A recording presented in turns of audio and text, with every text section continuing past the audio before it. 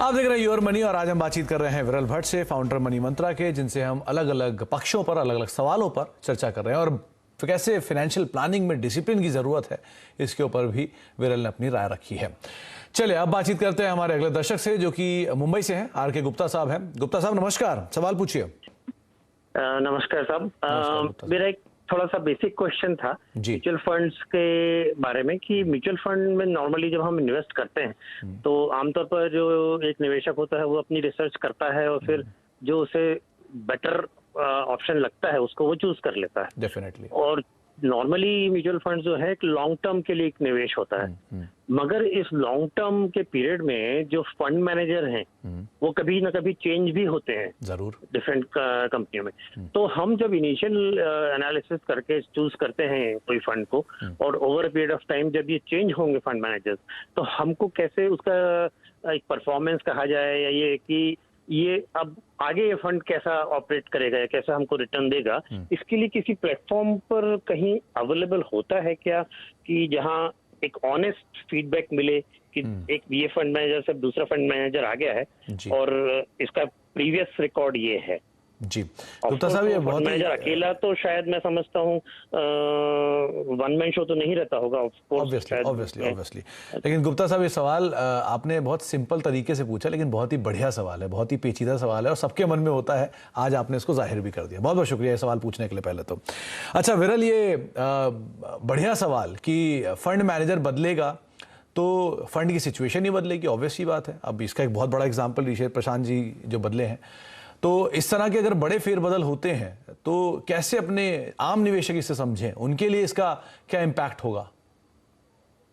पहले तो मैं यहाँ पे ये कहना चाहूंगा गुप्ता जी को भी और सारे दर्शकों को भी कि ऐसा पहले तो नहीं हो, ऐसा कभी भी नहीं सोचना चाहिए कि फंड मैनेजर चला गया या सीईओ चला गया या कोई बड़ा आदमी चला गया तो मुझे क्या ये फंड से निकल जाना चाहिए या ये फंड खराब हो गया या होने वाला है।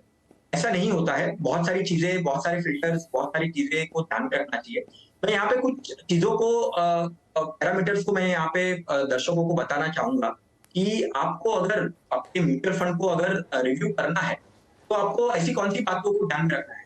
सबसे पहले तो आपको देखना है कि आपने जो फंड में निवेश किया है वो फंड का बेंचमार्क क्या है। यानी हर एक फंड का एक बेंचमार्क होता है, वो बेंचमार्क से आपको कंपेयर करना चाहिए कि उसने कितना रिटर्न दिया है। दूसरी चीज, एक बार मैंने देख लिया कि बेंचमार्क क्या है, बेंचमार्क से क्या परफॉर्मेंस हुआ है, फिर उसी पीयर ग्रुप में, अभी मान के चलो मैंने फ्लेक्सी कैप में किया है तो बाकी के जो फ्लेक्सी कैप फंड है उसका परफॉर्मेंस क्या रहा है। ठीक है, अभी मुझे कितना अल्फा जनरेशन, ये भी थोड़ा सा टेक्निकल हो जाएगा, साइड से कुछ लोगों को नहीं समझ में आएगा, बट एक बार देखना है कि मुझे वो कितना बढ़ा के रिटर्न्स दे रहा है। यानी मैंने पेयर कंपैरिजन कर लिया, मैंने बेंचमार्क देख लिया, तो मेरा कुछ अल्फा जनरेशन, यानी मान के चलो 10% अगर बेंचमार्क ने दिया है तो क्या मेरा फंड 12-13% यानी कुछ बढ़ा के दे रहा है कि नहीं दे रहा है। और सिमिलर वे में पीयर ग्रुप में भी देखना है कि कितना अल्फा जनरेशन हो रहा है। फिर अगर मुझे आप अगर पूछोगे तो मैं बोलूंगा कि 2-3% का अगर कुछ डिफरेंस रहेगा ना तो उससे इतना ज्यादा फर्क नहीं पड़ता है। ये एक वन ऑफ द पैरामीटर है कि आप आपके इन्वेस्टमेंट्स को कैसे देख रहे हो। उसके अलावा और बहुत सारे पैरामीटर्स है, आपके गोल्स क्या है, आप कितना साल रुकना चाहते हो, लॉन्ग टर्म है बट क्या आपके गोल्स शॉर्ट टर्म में भी है, कुछ लॉन्ग टर्म में भी है, लॉन्ग टर्म में कितने हैं, कितना परसेंट इक्विटी में किया है, कितना परसेंट डेट में किया है और बाकी और कौन से एसेट्स में आपने किया है, तो वो बहुत सारी चीजें हैं। तो मेरा कहना यहाँ पे ये है कि 2-3% से इतना फर्क नहीं पड़ता है, आपके बाकी पैरामीटर्स को भी थोड़ा सा देखिए। फिर और एक पैरामीटर है रोलिंग रिटर्न। ये एक काफी अच्छा पैरामीटर है म्यूचुअल फंड को जज करने का कि मेरा फंड रोलिंग रिटर्न में, यानी हर महीने, हर क्वार्टरली में, हर 6 मंथ्स में क्या वो मेरे मार्केट के मूवमेंट जो है उसके अनुरूप वो चल रहा है या नहीं चल रहा है। और उन्होंने परफॉर्मेंस देखने की बात की कि ये सब चीज मैं कहाँ पे देख सकता हूँ या कहाँ पे मिल सकता है। तो ऐसे 2 वेबसाइट काफी पॉपुलर है, एक तो वैल्यू रिसर्च है, एक मॉर्निंग स्टार है, जो ये 2 वेबसाइट्स आपको डेटा प्रोवाइड कर सकती है, आपको बता सकती है। बट गुप्ता जी और सुमित जी, आपको भी पता होगा, या तो गुप्ता जी को मैं बताना यहाँ पे ये चाहूंगा, फाइनेंशियल एडवाइजर की भी एक इंपॉर्टेंस है जी। उसको भी थोड़ा सा आप आपके ये जो सब चीज करना चाहते हैं आप उसके साथ डिस्कस करके उनको समझ के, क्योंकि वो शायद से आपका बिहेवियर, आपके गोल्स, आपके कंसर्न वो समझ सकता है।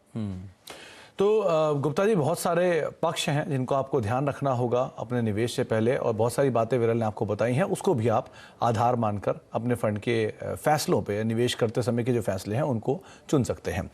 अच्छा विरल, आपकी तरफ से टॉप पिक्स कौन से आपने चुने? टॉप पिक्स क्वांट का एक large and mid cap fund है। क्वांट का लार्ज एंड मिड कैप देख सकते हैं।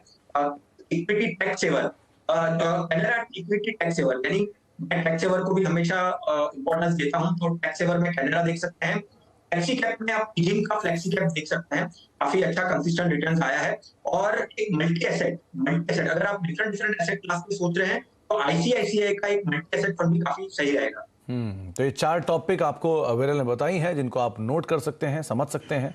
अगर आप नया निवेश करना चाह रहे हैं तो इनको भी चुन सकते हैं। बहुत बहुत शुक्रिया विरल, हमारे साथ मौजूद रहने के लिए, समय हमें देने के लिए, हमसे बातचीत करने के लिए और अपना एक्सपर्ट ओपिनियन हमारे आज के टॉपिक पर बताने के लिए। तो फिलहाल अब योर मनी को यहीं समेटेंगे, ब्रेक का वक्त है और ब्रेक के उस पार भी खबरों का सिलसिला लगातार बना रहेगा। नमस्कार।